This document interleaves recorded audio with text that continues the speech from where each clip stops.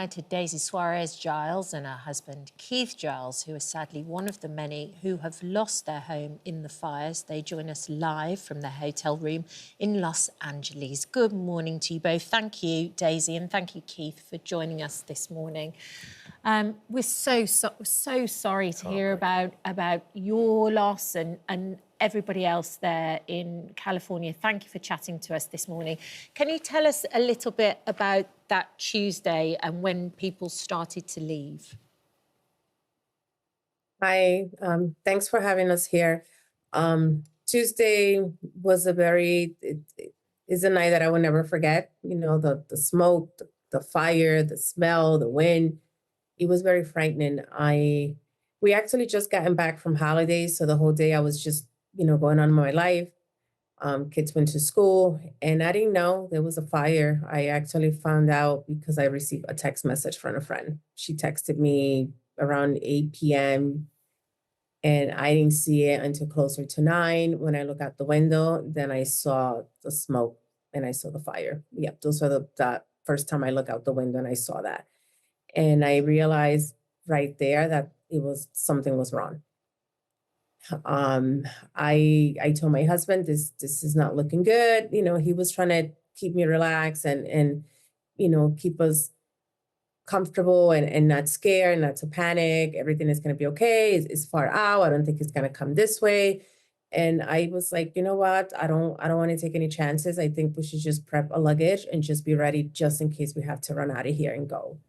And I think that's one of the most frightening things is just how erratic the fire is, Deisy, when you say, you just don't know which way it's going to go. And you've got 2 little boys, Henry and Lucas, too.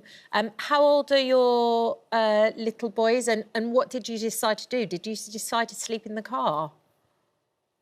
So what I decided to do was, they went to sleep. We had a power outage, so that's when I got more scared. I'm like, okay, this is like even getting worse. And I packed a luggage just to have it ready. They went to sleep because the little boys were tired. They were exhausted. They wanted to sleep. And I made it very clear that if everybody went to sleep, they needed to go to sleep ready. They needed to have clothes on just in case things got worse. We would have to just run out of the house. My niece, she lived 2 blocks up the street, so her partner left the house at 10 p.m. He alerted us that there was no rooms available. So at that moment, I was like, okay, I see people, I was seeing a lot of cars driving down the hill. So I was telling my husband, a lot of people are leaving. So I think we should be ready to have an exit plan as well. And I was just more concerned that we were going to have to sleep in the car. So I had a lot of pillows and comforters ready in case we needed to sleep in the car. And we're just looking at those, but Keith, we're just looking at those pictures there. It's just shocking seeing people trying to take their animals, those horses being saved. You've got your little dog in your lap there as well. And as a family, you were able to get away safely. I understand some of your neighbours decided to stay and try and protect their homes. We've heard there are some, yes, a few people that have been found in their homes. Some made it, some didn't. So that's the risk you take when you want to try and protect your home, I guess. But we felt that keeping the family together was more important than trying to save the home. Of course. Tell us a little bit about the community. How long have you been where you lived? And had you experienced any fires, not on this scale, but in the past in that area? Because it's the sort of thing that we've watched from afar over the years. It's never been quite as savage as this, though. We've been there just about 4 years now, and we hadn't seen any fires in this area. I lived in an earlier lifetime. I lived a little further east of there, and I'd seen a few fires, but nothing anywhere close to this kind of scale. And with regards to the rebuilding of the community and the rebuilding of your house, I mean, there's complication that we're understanding over here is a number of people had their fire insurance cancelled in the last couple of years because of the cost in these insurance companies or whatever. How are you feeling about the opportunity to sort of get back and try and get that community up and going again? There's mixed feelings. I mean, we loved that community. It was a fabulous community, but there's really none of it left anymore. And, we're lucky we did not have our fire insurance canceled. What that's going to cover, though, we have no idea at this point. But, do we really want to rebuild in an area that's going to have probably much sparser population, and the community is already so badly damaged. So it's mixed feelings. Yeah. And it's about taking care of the pets and the boys. So where are Henry and Lucas now, and how are they processing this? Because it's so hard to explain, I think, to, you know, especially to children who are so young. Henry, he's a strong little boy, stronger than I even thought. When I cry, he said, "Mommy, why are you crying? They're gonna fix the house. The builders are gonna come and they're gonna fix it." And I mean, he said they're gonna fix it. And I'm like, who? He's like, the builders, they're gonna come and they're gonna fix it, right? And he's very hopeful that we're gonna have our home back. Lucas, yesterday when my husband spoke to him, he called and he asked my husband if the house was ready, if they already fixed it. And you know, it's just really, it's very depressing for me, because everything that we do, everything that we have worked for is for our family, for our kids.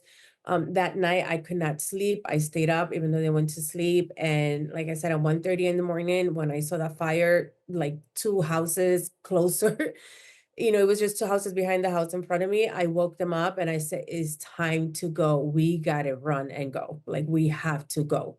You know, it was already getting bad.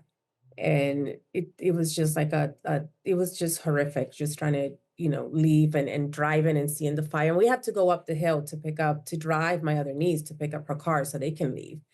So it was just not a good picture, not a good memory. And my kids had to see that. They had to see that so they remember. And Lucas, one of the first things that he did, Henry has been speaking a lot and telling everybody what happened. Lucas has not said anything. And one of the first things that he did was in the car, in the vehicle that is burned, he started drawing a picture of the mountain with the fire. Goodness me, it's so brutal on them. I think I'm right in saying that the boys have gone to stay with some family, haven't they? They're not with you there in California at the moment. Yeah, they're in Florida with Daisy's family right now. Lovely. Okay. So they're with their family in a completely different part of the world and hopefully having a whale of a time, a million miles away from the reality of what's faced. Well, look, thank you both for joining us this morning and sharing your story. Fingers crossed that community can get itself back on its feet as soon as possible. And it's as painless as it possibly can be, but we can't imagine what you're going through right now. No. Thank you. Thank you. Thank you for the space and the opportunity to speak. Thank you. Thank you. Well, we're going to join my another family now who've also lost their home. Jeff Austin is live in LA alongside his daughters, 13-year-old Abigail and 10-year-old Madeline. Morning to all of you. Thank you, girls, and thank you, Jeff, for staying up to talk to us. I imagine, Jeff, hearing Daisy and Keith talk there sort of is pretty similar to what you and your family have been through. Just talk us through how it all unfolded for you. Yeah, I mean, very similar in some ways. I follow a guy, a really remarkable guy, Edgar McGregor, online, and he's a local, lives in Altadena, and gives weather reports local to our neighborhood. And he'd been warning about these strong winds for, you know, he gives us days advance notice. And he'd spent time in Eaton Canyon where the fire started, and he would video himself every single day picking up trash, and he warned us, you know, if a fire starts, go. The wind was it was rough that morning, and so we actually left and went to a hotel when the girls got home from school. And you know, so we were actually gone before the fire even started, because it was going to be 80-mile-per-hour wind, and we have a tree that hangs over our house, our bedroom, my wife and I's bedroom, and so we wanted a good night's sleep and thought we'd just be back in the morning. So we took off at a hotel early, and honestly, like, making decisions like that, it was having information like what Edgar passed us and what he passed to so many members of our community. I think he saved lives. I mean, it's just a lot of people got out, and it reduced traffic, and it helped, you know, clear the neighborhood. So we were out pretty early, and then we went to bed that night when the fire was moving the opposite direction. And then I woke up and it had completely just gone crazy. And from about 4:30 on, when I was awake, it was just trying to find information and find out what happened. And then then we got a picture from a friend who's a highway patrol officer, and he, he had to break the bad news, but in many ways, like, just knowing felt a little better. So when you say you got a you're not picture, wondering. sorry, Jeff, a friend who was a highway patrolman took a picture of what was left of your home. That's what you're saying, and there wasn't anything. Yeah, he was driving. He was working up he lives in the community as well, and I had texted him and I just said, if you're up there and you can give us something, it would be amazing. And so from the car window picture is what he sent me, and that picture is how I that's how I first found out. So the other pictures, I know I have a neighbor who went up and took other pictures for us. So yeah, it was very helpful to know, but just devastating. Yeah. And have you been back to where your house was yet, Jeff? Or what are the practical implications of what happens next? Because I imagine there's so much to do, and it must be incredibly overwhelming, because you've got to, you obviously feel so emotional, but at the same time, you've got to be practical too.